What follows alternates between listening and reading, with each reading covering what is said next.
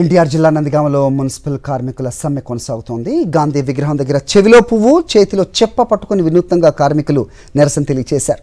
CM Chandrababu కార్మికుల సమస్యలను గాలి కుదిలేసి విదేశీ పర్యటనలకు వెళ్లటం ఏంటని ప్రశ్నించారు. తక్షణమే తమ సమస్యలను పరిష్కరించకపోతే సమ్మెను మరింత ఉధృతం చేస్తామని హెచ్చరించారు మున్సిపల్ కార్మికులు.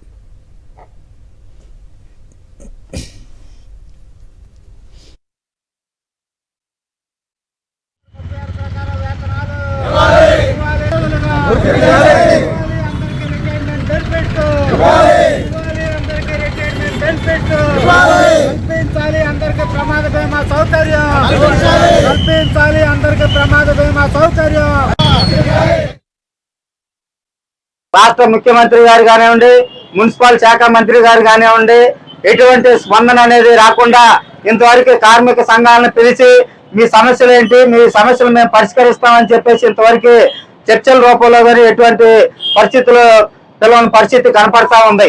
మరి ఒక పక్క రాష్ట్రంలో ఉన్న ప్రజలందరూ కూడా మంచినీళ్ళకి, వీధి లైట్లు వెళ్ళక ఇబ్బంది పడతా ఉంటే, రాష్ట్రంలో ఉన్న ముఖ్యమంత్రి గారు మాత్రం విదేశీ పర్యటనలకి వెళ్ళటానికి, సింగపూర్ వెళ్ళటానికి రెడీగా ఉన్నారు. అంటే రాష్ట్రంలో ఉన్న ప్రజల పరిస్థితి మాత్రం ఈ రోజు పట్టదు, విదేశీ పర్యటనలు తిరగటానికి మాత్రం పట్టిద్దా అని చెప్పేసి మేము ఈ సందర్భంగా రాష్ట్ర ప్రభుత్వాన్ని డిమాండ్ చేస్తా ఉన్నాం.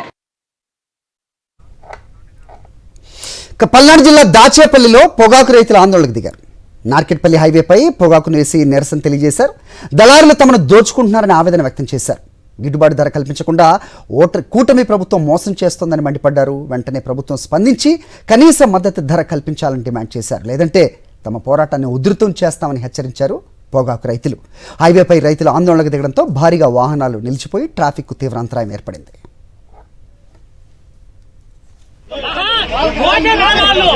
రోజు